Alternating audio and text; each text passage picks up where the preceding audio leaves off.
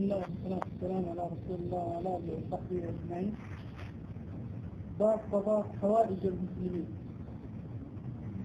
قال الله تعالى: وافعلوا الخير لعلكم تفلحون. وعن ابن عمر رضي الله عنهما أن رسول الله صلى الله عليه وسلم قال: المسلم أخو المسلم لا يظلمه ولا يسلمه، من كان في حاجة أخيه كان الله في حاجته، ومن فرج عن مسلم كربة فرج الله عنه بها كربة من كرب يوم القيامة، ومن ستر مسلما ستره الله يوم القيامة. متفق عليه. وعن أبي هريرة رضي الله عنه عن النبي صلى الله عليه وسلم قال: من نفس عن مؤمن كربة من كرب الدنيا نفس الله عنه كربة من كرب يوم القيامة، ومن يسر على معسر يسر الله عليه في الدنيا والآخرة، ومن ستر مسلما ستره الله في الدنيا والآخرة، والله في عون العبد ما كان العبد في عون أخيه، ومن ترك طريقا يلتمس فيه علما سهل الله له به طريقا إلى الجنة. وما اجتمع قوم في بيوت من بيوت الله تعالى يتلون كتاب الله ويتدارسونه بينهم إلا نزلت عليهم السكينة وغشيتهم الرحمة وحفتهم الملائكة وذكرهم الله في من عنده، ومن بطأ به عمله لم يسرع به نفسه. رواه مسلم. وصلى الله على نبينا محمد.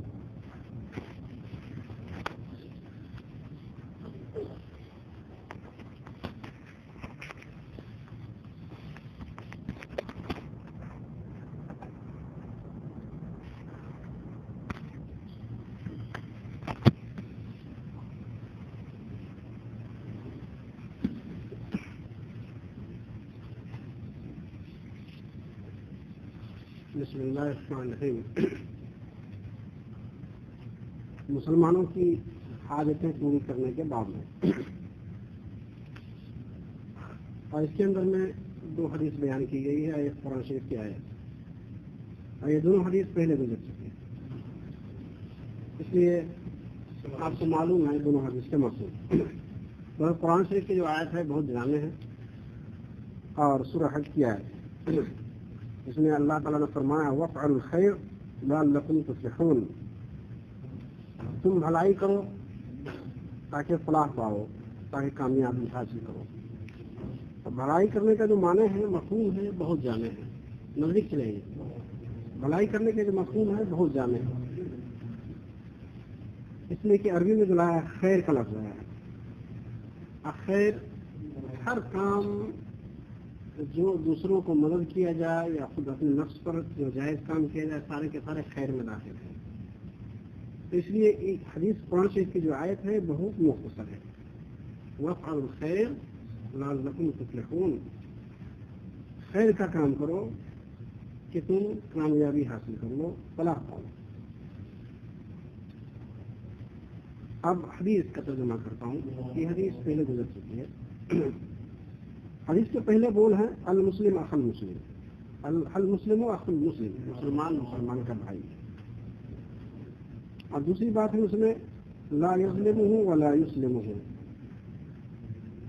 اس پر ظلم نہیں کرتا ہے مسلم بھائیوں پر، آنا اس کے دشمنوں کے حوالے کرتا ہے، بے یار و مددگار نہیں چھوڑتا.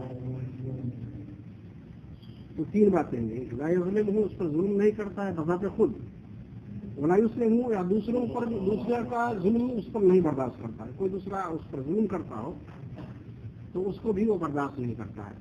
یہ تیسری بات ہے. اور چوتھی بات ہے: من کان فی حاجۃ اخیہ کان اللہ فی حاجتہ،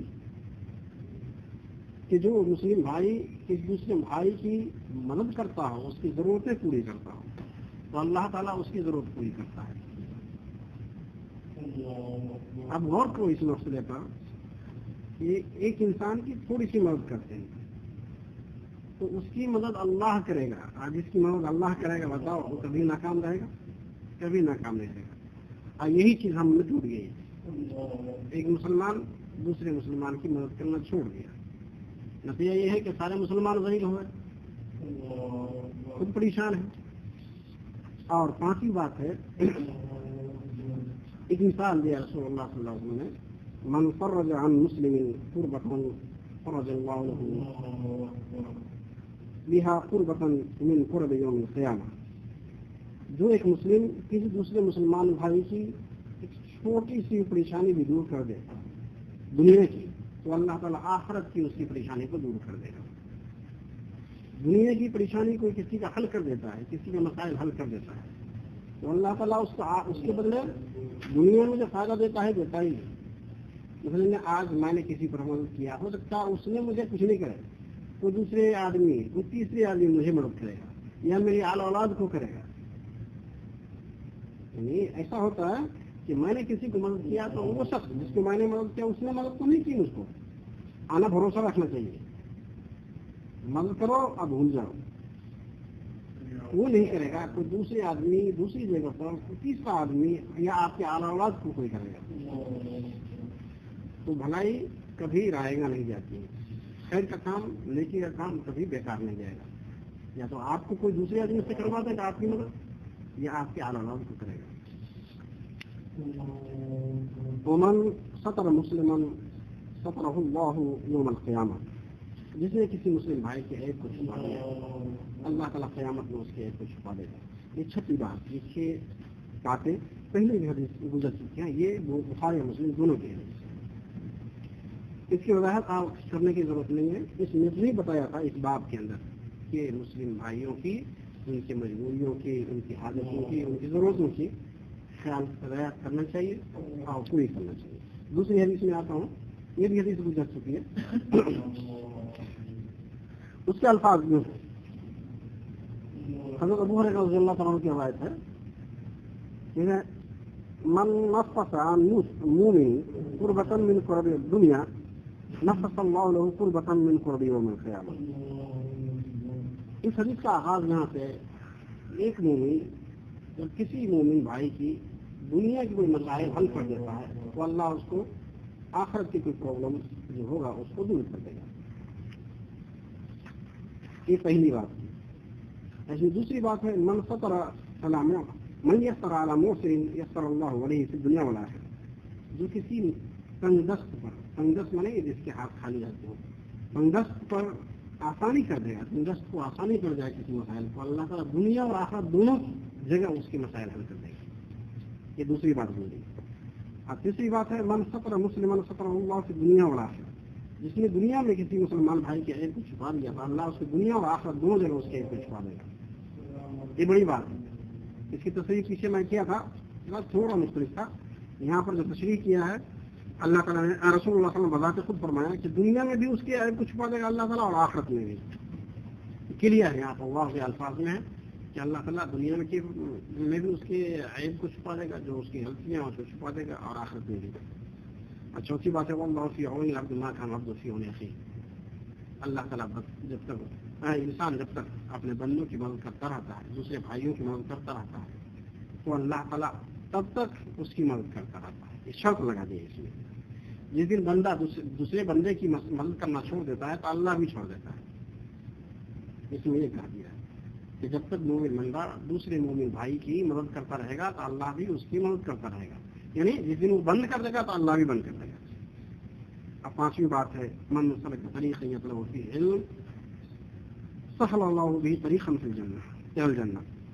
جو آدمی علم حاصل کرنے کے جس راستے میں نکلتا ہے تو اللہ تعالیٰ اس کے لیے جنت کا راستہ آسان کر دیتا ہے. چھٹی بات ہے مجتمع قوم فی بیت من بیوت اللہ تعالی یتلون کتاب اللہ ویتدارسونہ بینہم الا نزلت علیہم السکینہ وغشیتہم الرحمہ وحفتہم الملائکہ وذکرہم اللہ فی من عنده. کہتے ہیں جب کوئی قوم اللہ کے کسی گھر میں بیٹھ کر اللہ کا ذکر کرتی ہے تو اللہ تبارک تعالیٰ ان کے اوپر سکینہ نازل کرتی ہے اور اس کو اپنی رحمت کے سائے میں ڈھانک لیتا ہے, اور فرشتے اس کو اپنے پاؤں کے نیچے جو ہے جگہ دیتے ہیں, اور اللہ تبارک تعالیٰ جو ان کے پاس جو بہترین مخلوق ہے ان میں اس کا ذکر کرتے ہیں. اور آخری بات جو ہے جو ساتھ میں ہے من بطأ بہ عملہ لم یسرع بہ نسبہ. इसका जो तर्जमा इन्होंने किया है कि जिसे उसका अमल पीछे छोड़ दिया उसका नसब उसे आगे नहीं बढ़ाएगा। इसकी तस्वीर नहीं किया, मुझे समझ में नहीं बात की उन्होंने क्या कहा। और अल्लाह ताला हम सारे लोगों को जो बस समझ में आई वो बात पर अमल करने की तौफीक अता फरमाए और अल्लाह ताला हमारे आपस के जो मसाइल हैं उसको हल फरमाए, जो परेशानियां हैं उसको दूर फरमाए, सेहत व आफियत अता फरमाए, घर बार बरकत अता फरमाए, रोज़ी पर बरकत अता फरमाए। अल्हम्दुलिल्लाह।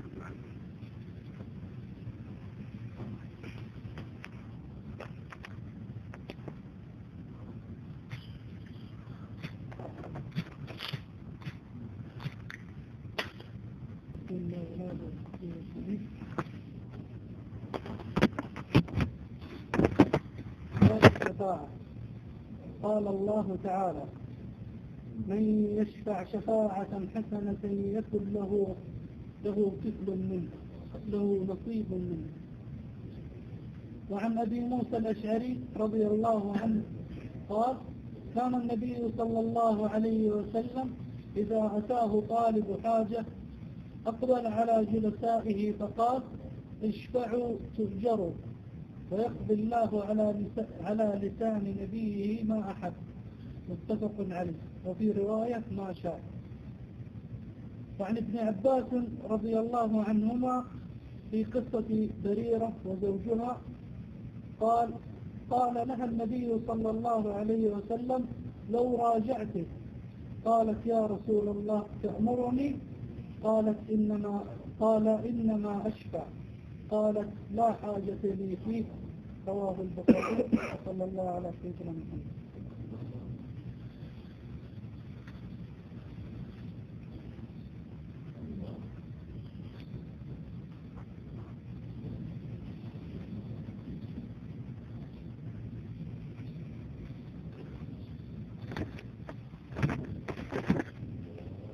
बिस्मिल्लाहिर्रहमानिर्रहीम। ये बाब शफाअत के बाब, चैप्टर का नाम है शफाअत। शफाअत के माने है सिफारिश करना, और इस्लाम में शफाअत एक जायज़ कानून है और नाजायज़ ममनू अशिया में कोई सिफारिश नहीं है। उसी तरह हुदूदुल्लाह में, अल्लाह के बताए हुदूद में भी कोई शफाअत नहीं है।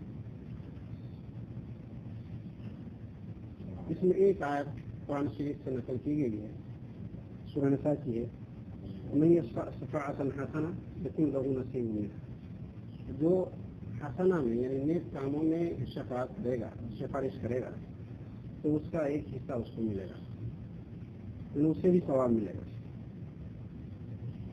यहीं पर इस आयत में भी है कि जो बुराई में अगर किसी की शफाअत करेगा, यहाँ नहीं लिखा, इसी आयत में भी मकतूब है कि अगर कोई बुरे कामों में किसी की शिफारत करे, सय्या में अगर सिफारिश करे, तो उसका गुनाह का एक हिस्सा उसको भी मिलेगा। लिहाजा शफाअत और सिफारिश जायज़ है नेक कामों में, जायज़ कामों में। बुरे कामों में उसका भी गुनाह मिलेगा उसको। यहाँ दो हदीस नकल की है आगे, एक अबू मूसा अशअरी रज़ियल्लाहु तआला अन्हु की हदीस और दूसरी हदीस इब्न अब्बास रज़ियल्लाहु अन्हुमा की। पहली हदीस में है जो अल्फाज उसके है, कान नबी सल्लल्लाहु अलैहि वसल्लम इज़ा अताहु तालिबु हाजतिन अक़बल अला जुलसाइही फ़क़ाल इश्फ़अू तु'जरू वयक़दी अल्लाहु अला लिसान नबिय्यिही मा हब्ब।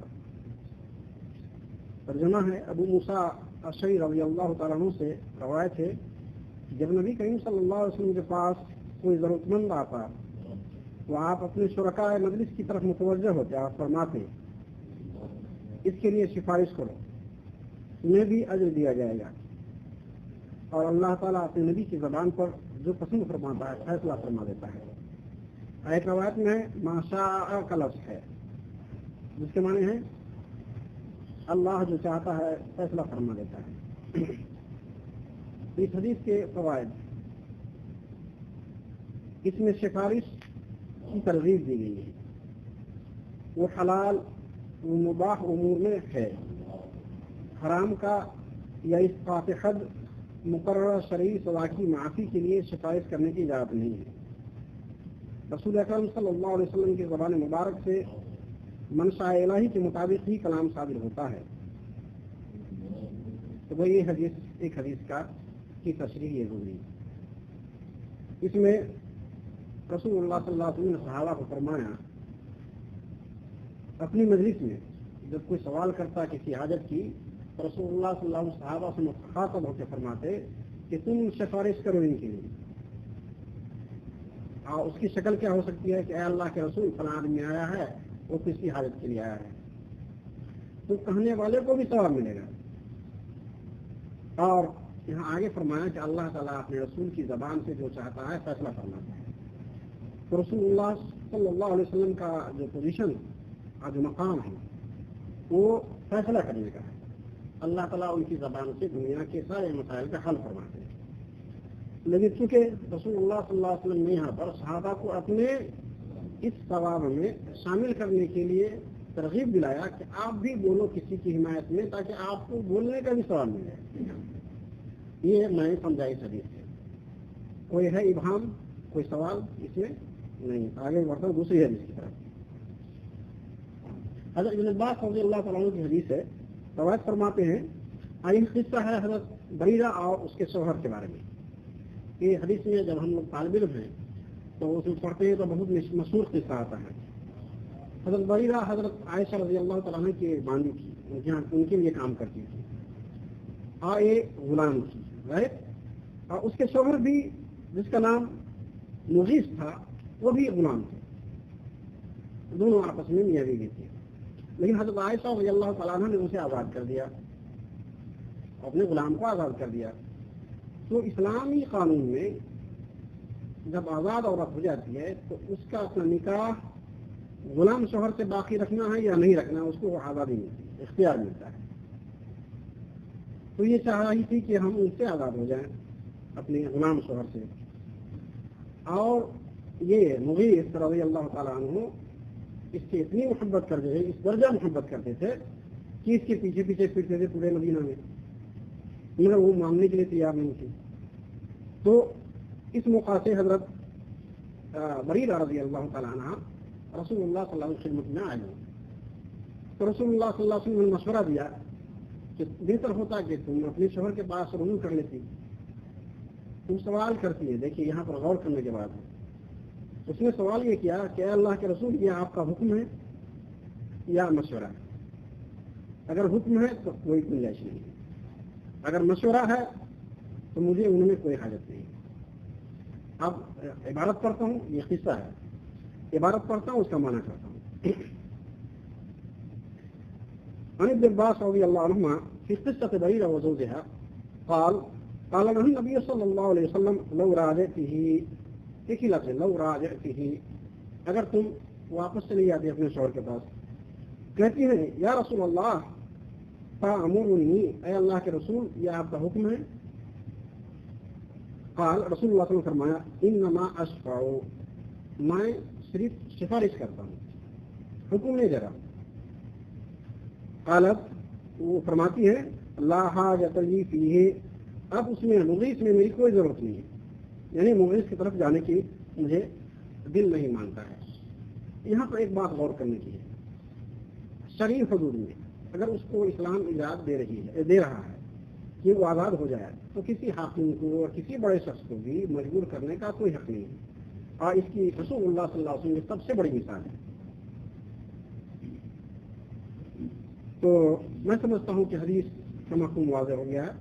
اللہ تبارک تعالیٰ ہم سارے لوگوں کو حدیث سمجھنے اس پر عمل کرنے کی توفیق عطا فرمائے, اور جو لوگ حاضر ہیں اللہ تعالیٰ سارے لوگوں کے مسائل حل فرمائے اور صحت و عافیت عطا فرمائے. الحمد للہ رب العالمین.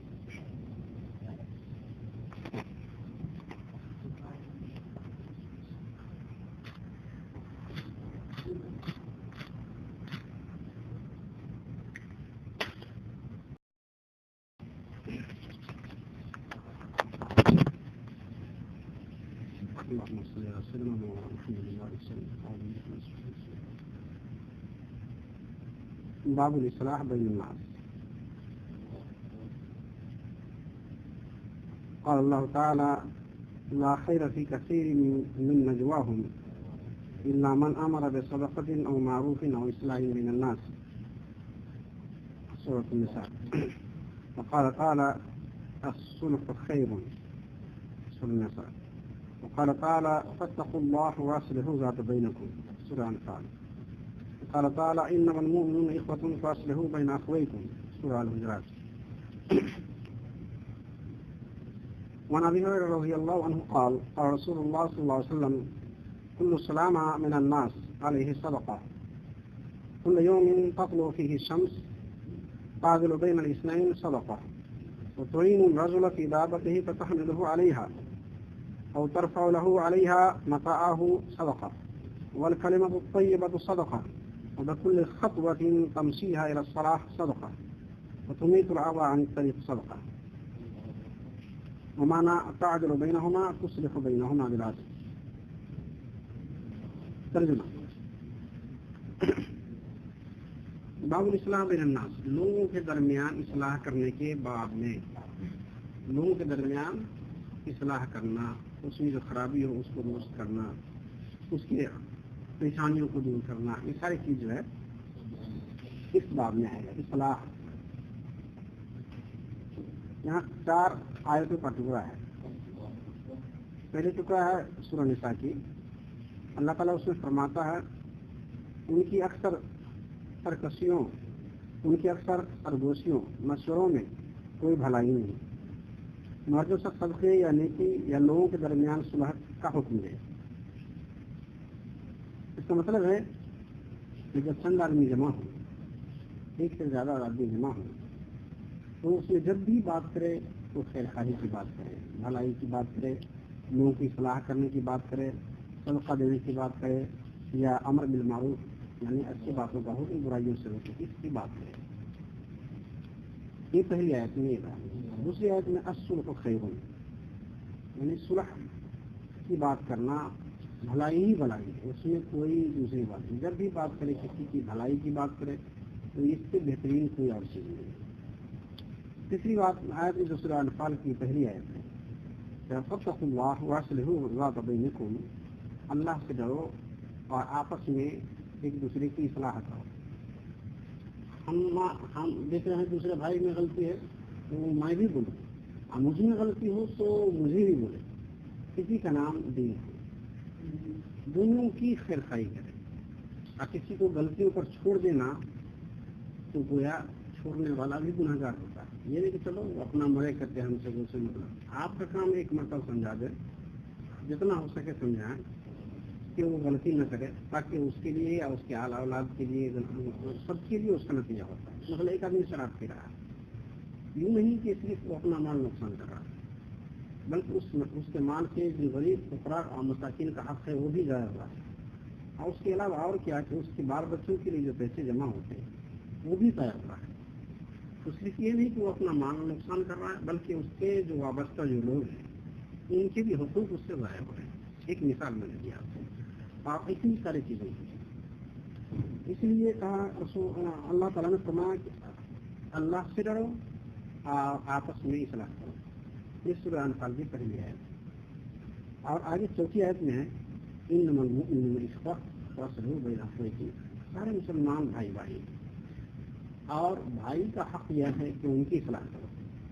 تو جب بھی موقع ملے کسی غلطی نہ دیکھے تو مسلمان بھی ہو اللہ پر ایمان بھی رکھتا ہو قیامت پر ایمان بھی رکھتا ہو کانسل میں جہاں جہاں تنبیہ کرنا آیا نہیں کہ تؤمنون باللہ والیوم الآخر دونوں لفظ ساتھ آتا ہے جب انسان کو تنبیہ کرنا مقصد ہوتا ہے کہ انسان مومن بھی ہو اللہ کی آخرت پر یقین بھی رکھتا ہو اور دوسروں کی غلطیاں کرتے ہوئے یا خود غلطیاں کرتے ہوئے بھی برداشت کرتا ہے. یہ مسلمان کی شان نہیں ہے. مسلمان اس سے بہت اونچا ہے. اسلام کا جو طریقہ ہے دنیا کے دیوانگاہ ہے دنیا کے کسی مذہب میں یہ نہیں جو اسلام نے دیا ہے.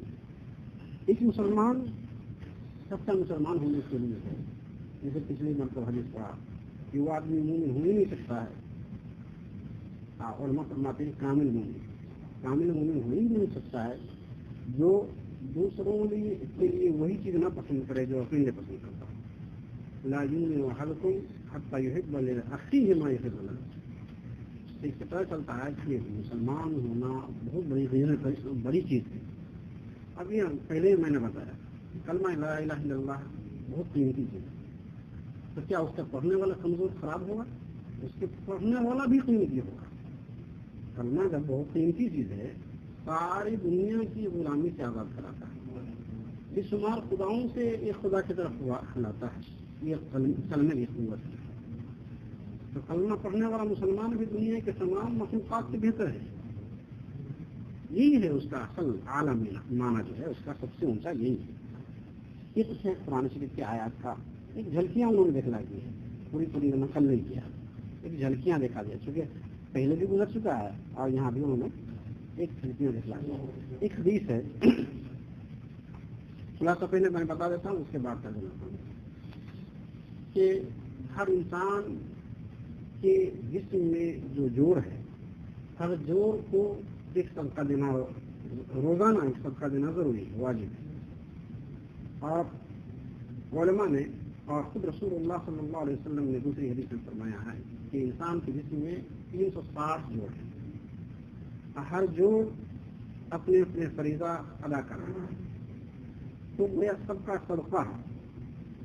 آگے تصریح اس کے بتاتے ہیں کہ ہر روز جس میں سورج نکلتا ہو، یعنی روز کا مطلب سورج نکلے گا، جس میں سورج نکلتا ہو اس میں انسان کے جسم میں جتنے اعضاء جوڑ ہیں سب پر ایک صدقہ واجب ہے۔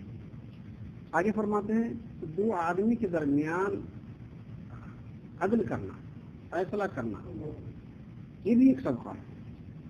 کوئی آدمی کوئی چوپائے پر چڑھ نہیں سکتا ہے، اس کو مدد کر کے چڑھا دینا بھی ایک صدقہ ہے، اور کسی کا مال سامان اوپر چڑھا دینا بھی صدقہ ہے۔ اسی طرح کوئی آدمی مسجد کی طرف جاتا ہے تو اس کے ہر قدم ایک صدقہ کی حیثیت رکھتا ہے۔ اسی طرح راستہ سے تکلیف دہ چیز کو ہٹا دینا بھی صدقہ ہے۔ یہ چند باتوں کا یہاں پر ذکر کیا ہے، حدیث میں مختلف جگہوں میں مختلف انداز سے بیان کیا ہے۔ اس حدیث میں یہ باتیں بیان کی ہے، یہ چند باتیں جو میں نے اشارہ کیا کہ صدقہ ہر انسان کے ہر جوڑ پر ہے۔ دوسری ہے کہ دو انسان کے درمیان اصلاح کرنا اور اس میں اختلافات کو دور کروا دینا، اس طرح کے سارے صدقات میں ہیں۔ تین جگہ فرماتے ہیں حدیث میں ہے کہ لوگ اگر وہ باتیں جو نہیں ہیں، اگر وہ باتیں اچھی باتیں کر کے دو آدمی کو ملا دیتا ہے، دو جگہ کسی آپس میں جنگ ہونے والی ہو، اختلافات کو اس کو صلح کرا دیتا، میاں بیوی میں تفرقہ ہونے والا ہو، وہاں اگر وہ ایسی بات کر کے دونوں کے دل مل جائے، ایسی بات کرنے، اگرچہ انہوں نے سچی بات اچھی بات کہی نہیں ہے، مگر ان کی طرف سے کوئی دوسرا آدمی بولتا ہے بھائی تمہارے بارے میں تو اچھا سوچتا ہے وہ، اور دوسرے فریق کے پاس بھی کہتا ہے جا کے تمہارے بارے میں تو بہت اچھے اچھے خیالات ان کے، اس طرح دو گروپ کو جو یہ لڑنے بھیڑنے والے ہیں اس کو صلاح کر دیتا ہے۔ میاں کے درمیان اگر علیحدگی ہونے والی ہے اس کو رکوا دیتا ہے، یا کوئی اور ایسے کام جس سے مسلمانوں میں اصلاح کا اتفاق ہو جائے، اگر یہ کام کرتا ہے تو اس کی اجازت شریعت کی ہے، اتنا خرچ کر، ورنہ جھوٹ کی اجازت نہیں۔ تو یہ حدیث کا ترجمہ باقی رہ گیا، ترجمہ کر دیتا ہوں۔ حضرت ابو ہریرہ رضی اللہ تعالیٰ عنہ فرماتے ہیں کہ رسول اللہ صلی اللہ علیہ وسلم نے ارشاد فرمایا لوگوں کے ہر جوڑ پر صدقہ واجب ہے، ہر اس دن میں جس میں سورج طلوع ہوتا ہے۔ دو آدمیوں کے درمیان عدل و انصاف کے تقاضوں کے مطابق فیصلہ کرنا صدقہ ہے۔ کسی آدمی کی اس کی سواری کے معاملے میں مدد کرنا کہ اسے اس سوار پر کروا دے یا اس کے اوپر اس کا سامان رکھوا دے، صدقہ ہے۔ اچھی بات کہنا صدقہ ہے۔ ہر قدم پر جو نماز کے لیے اٹھائے صدقہ ہے۔ پھر راستہ سے تکلیف دہ چیز کا ہٹا دینا صدقہ ہے۔ یعنی اس چند باتوں کا یہاں ذکر کیا رسول اللہ صلی اللہ علیہ وسلم نے۔ بہرحال ہمارے لیے رسول اللہ صلی اللہ علیہ وسلم کے ایک ایک حکم ایسا لگتا ہے کہ جو ہے سونے چاندی کے اور ہیرے جواہر سے اس کو لکھے جائے نہیں، اس سے زیادہ قیمتی الفاظ ہیں۔ ہمیں دنیا کی کسی تہذیب میں، کسی تعلیمات میں اتنی اچھی چیزیں نہیں ملتی۔ اللہ تبارک و تعالیٰ ہم سارے لوگوں کو سننے سمجھنے کی توفیق اور اس پر عمل کرنے کی توفیق عطا فرمائے۔ اللہ تعالیٰ ہم سارے حاضرین کیا جو لوگ سنیں گے ان کے مسائل حل فرمائیں اور ہمارے جو مشکلات ہیں اس کو دور فرمائیں. جو اللہ تعالیٰ بیمار ہے اس کی صحت یابی فرما دیں. جو محفوظ ہیں اللہ تعالیٰ ان سب کی ادائیگی کے اسباب مہیا فرما دیں. الحمد للہ رب